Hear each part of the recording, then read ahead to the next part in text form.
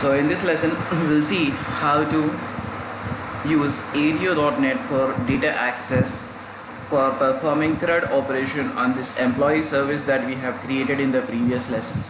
So if you remember, within our models folder, we are having this employee service.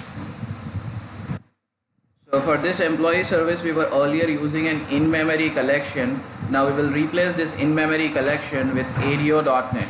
So first of all, I'm going to remove all the code which is present in all of these methods. So let's get rid of all this code.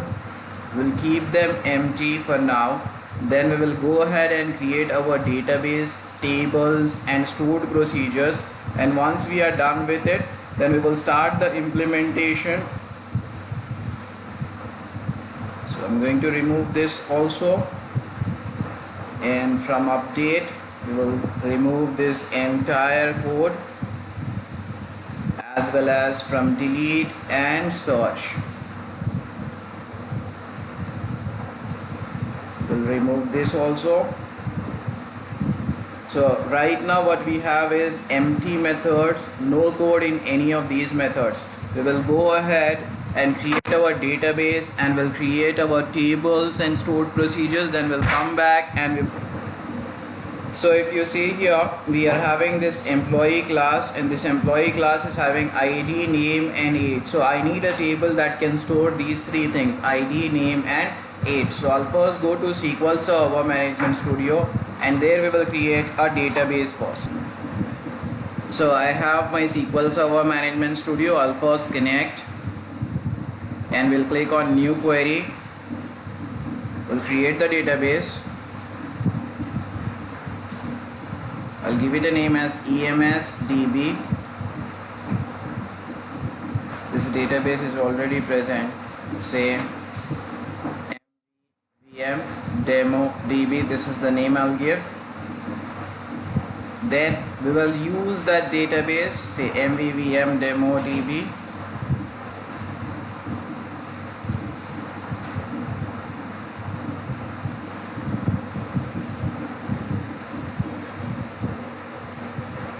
Then we go ahead and create our table. So we'll say create table. I'll give it a name as employees, and in this table we are going to have three columns.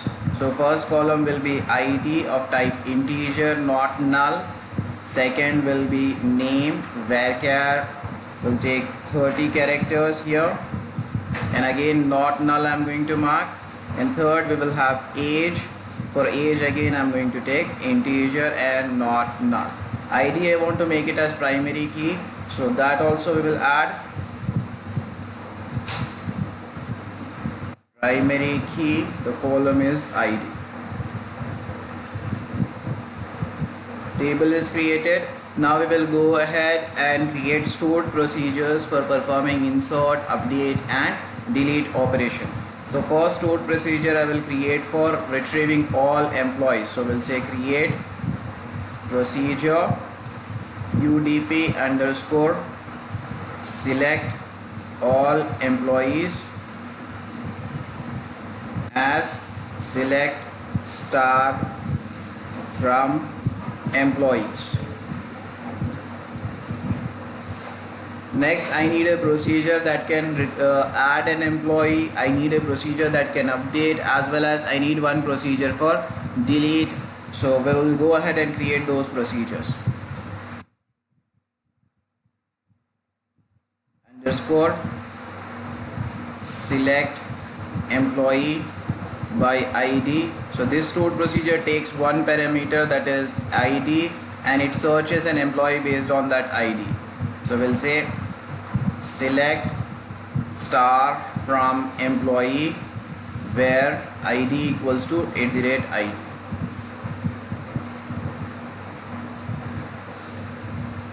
Similarly, we will create a procedure for adding, updating and deleting.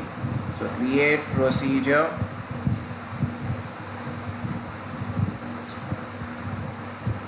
insert employee. We'll take three parameters.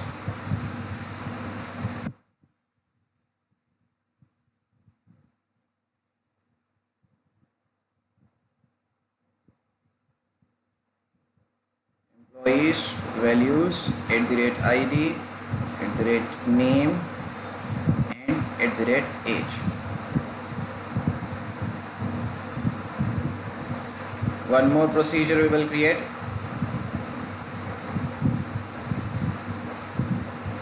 Update employee. An update employee is going to have the same list of parameters but will have a different query. So I'll just copy paste the parameters and we'll say update employees, say set name equals @name. We will only change the name and age. Age equals @age, where id equals @id.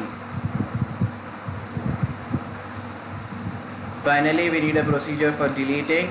So we'll say create procedure UDP_delete employee, and delete procedure is only going to work with ID because based on ID we can delete it. It's our primary key. So as delete from employees where ID equals @ID.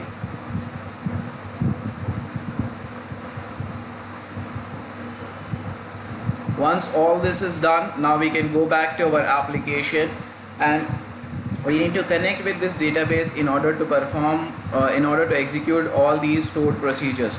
To connect with my database, I need a connection string, and the connection string should have the information like what server to connect with, what authentication to use, as well as what database to use. In my case, the server name is localhost. Fine. Authentication, I'm going to use Windows, and my database is MVVM demo DB. This is going to be data. Now what we will do is we will first create the connection string, and connection string we will put it in the configuration file. So we will go back to our MVVM application, and in Solution Explorer you will see one file called as app.config. Inside app.config we will put our connection string in a div tag called as connection strings. Say add, give a name to the connection string so that you can refer to it later on. I'll say EMS connection. This is the name for my connection string. Finally, we need to specify the value for the connection string. So the value I'm going to specify is data source. So connection string basically will have key and value pair. So we'll specify data source, that is in my case it is localhost. Then integrated security. Since I'm using Windows authentication, I'll use integrated security. And initial catalog equals to the name of my database. So I'll just copy the name of this database here. Alright. Now connection string is created. We need to read the connection string from the configuration file. So we need the reference of one DLL called as system.configuration. So I'll go ahead and add the reference. I'll say references, I'll right click references and I'll say add reference. Then we will click on assemblies here and we will look for system.configuration. So here is the DLL. We will select the checkbox and we will click OK button. Now the DLL is added. We can go ahead and write our code inside our employee service now. First thing, since we are working with, we are going to retrieve the connection string from the configuration file, we need one namespace system.configuration. Since I'm working with ADO.NET, I need few namespaces. Say system.data. This is the base namespace for working with ADO.NET, as well as my database is SQL Server. So I'll also be including system.data.SQL client. This provides me with a set of classes that are provider specific for working with SQL Server as the database. Now in order to perform insert, update, delete and select any of these operations, I need a connection. So I'll create a connection object, SQL connection, say obj connection.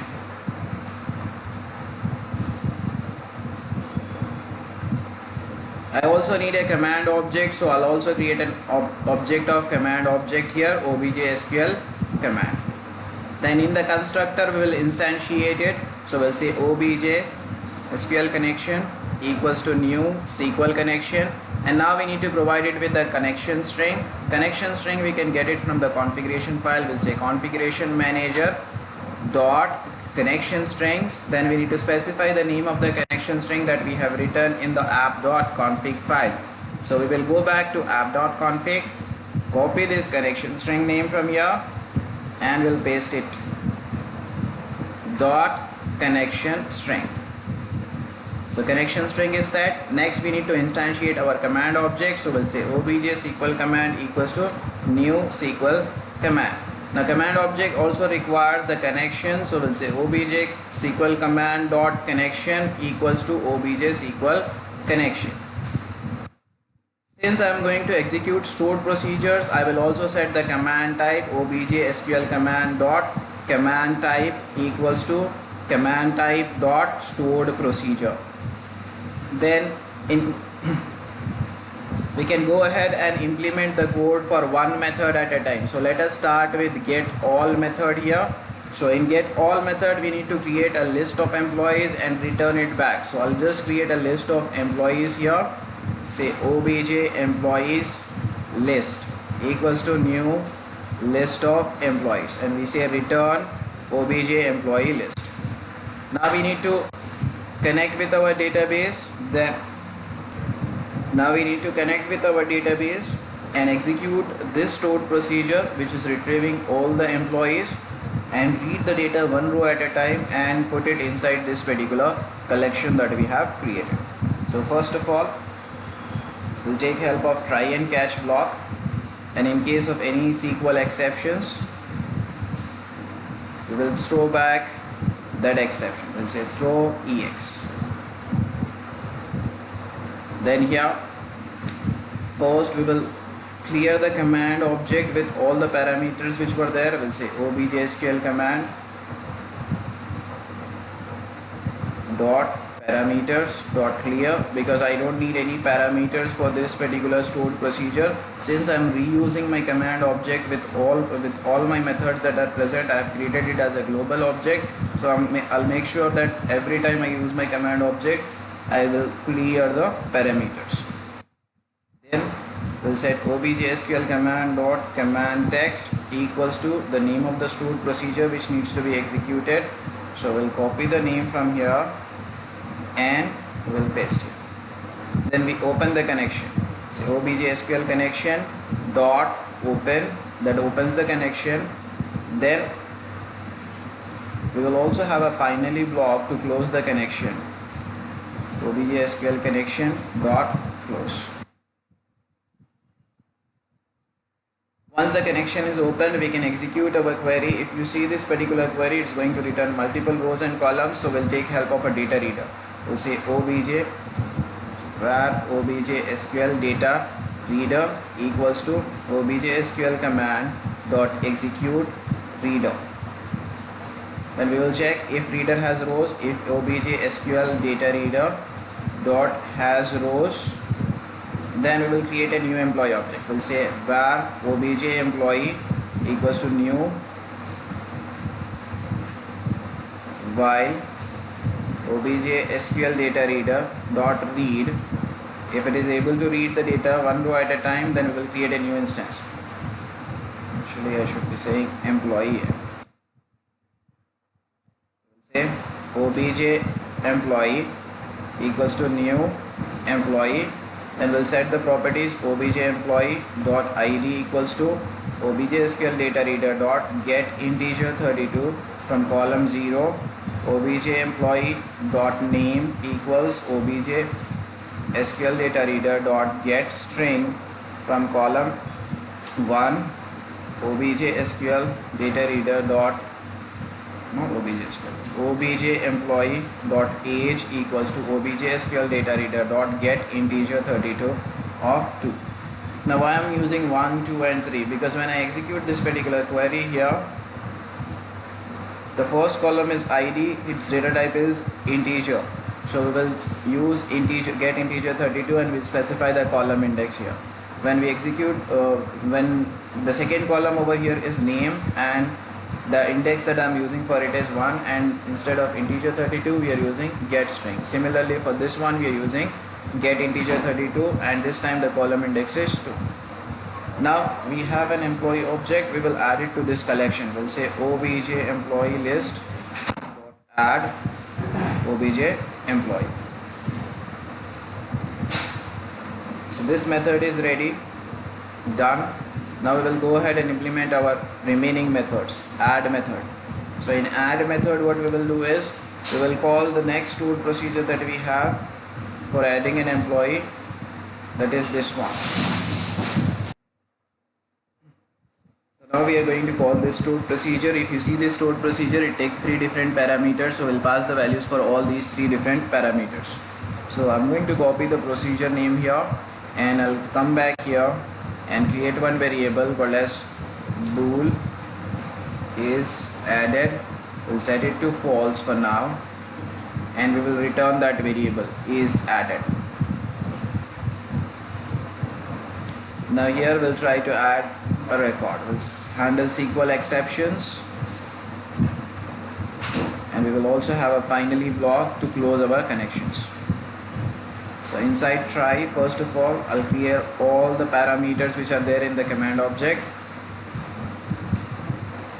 Then I will set my command text obj SQL command dot command text equals to the name of my stored procedure. I don't need to set command type because I have already did that in the constructor of this class.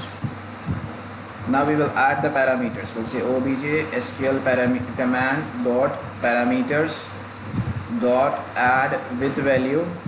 We'll specify the name of the parameter, that is ID parameter, and value will be present inside this obj new employee. So we'll say obj new employee dot ID. Just like that, we need to specify the remaining. So I'll just copy and paste this 2 more times, and from here we'll copy the parameter names.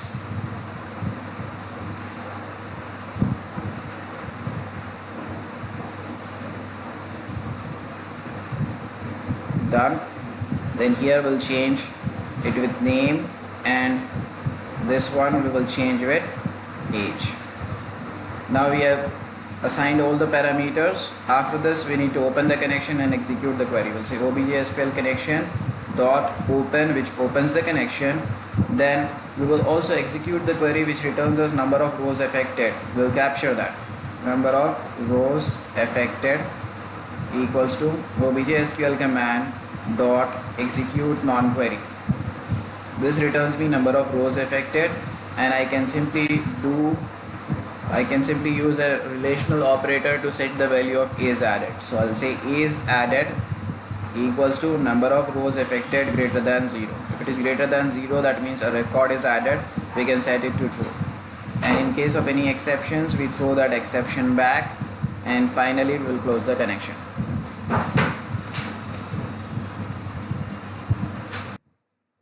Now we will implement update method. If you see update method, we need to execute this stored procedure, and over here this stored procedure is also performing similar kind of operation. It is taking 3 parameters, executing update queries, which will return number of rows affected.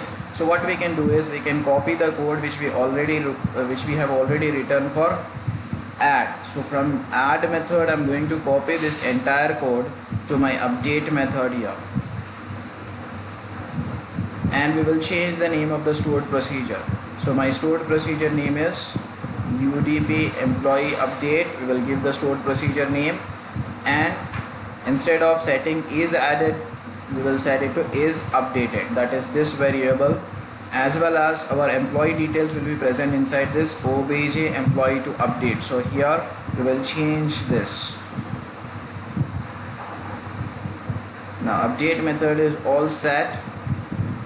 The next method that we need is delete. Delete method is again similar, but instead of 3 parameters, it only takes 1 parameter, that is ID. It tries to delete, and based on number of rows deleted, again it returns me back number of rows affected. So once again I can do a copy paste of this code.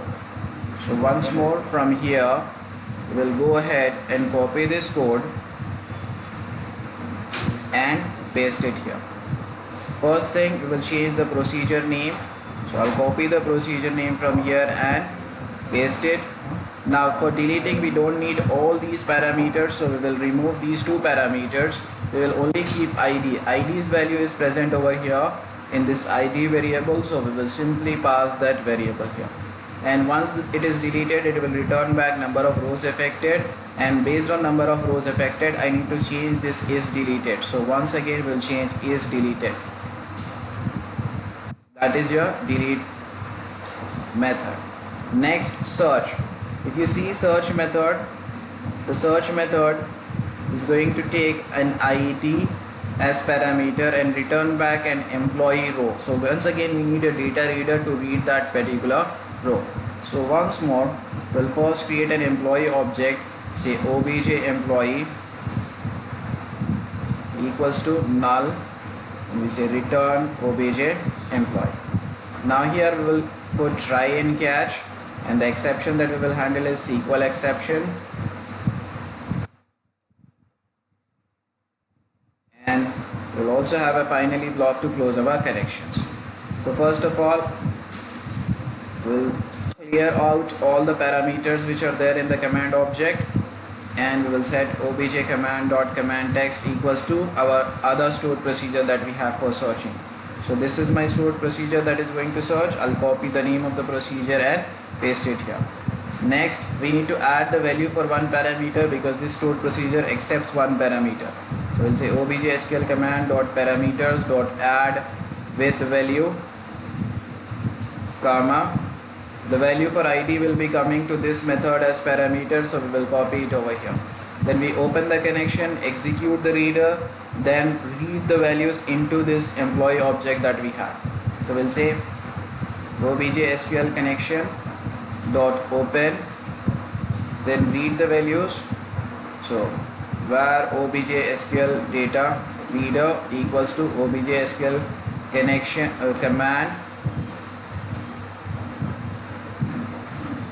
command dot execute reader. Then we will check if there are any rows. If obj SQL data reader dot has rows, then we will read the data. This time I don't need to read multiple rows, I just need to read a single row. So we'll call the read method once. Then we create our employee object instance. So we'll say employee equals to new employee. Then we'll assign the values. Obj employee dot ID equals to obj SQL data reader dot get integer 32, once again from column 0. Next, obj employee dot name equals obj SQL data reader dot get string, this time from column 1.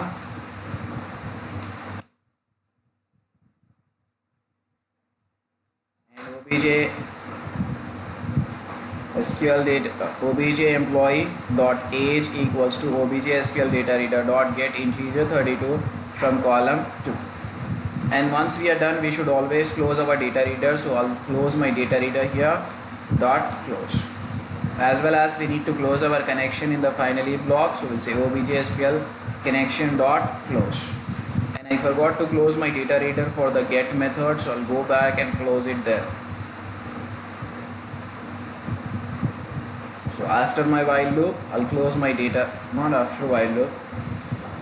After my if condition, I'll say obj SQL data reader dot close. Now we are done with all the methods. Let's execute this and see whether it is actually working or not. We'll start the application.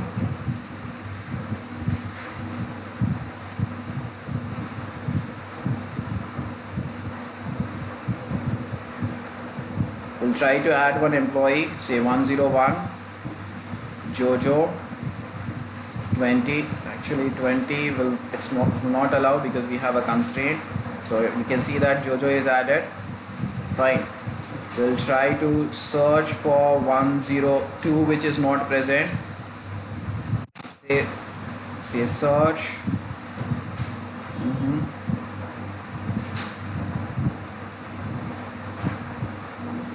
Let's see the search method once.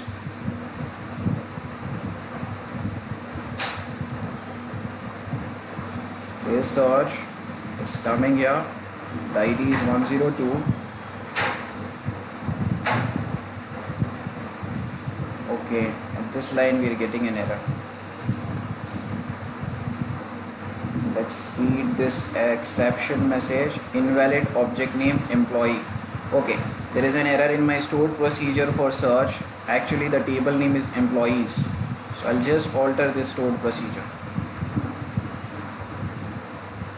And now we'll try to run the application again. We'll try to search for 102, which is not present. It should say employee not found. See, employee not found. We'll try to search for 101, which is present, and it should display the details of the employee. So you can see over here it's showing Jojo's detail. We'll change the Jojo's name with Sayyad and we'll say update. So it says employee updated, as well as I can see the record getting updated. We'll try to delete. So I'll click delete. Employee has been deleted and there are no more employee records available. So this way, using ADO.NET, you can perform CRUD operations even though you are using MVVM as your design pattern, because you get separation of concerns. Your views are not dependent on any models. In the same way, models are not dependent on your views.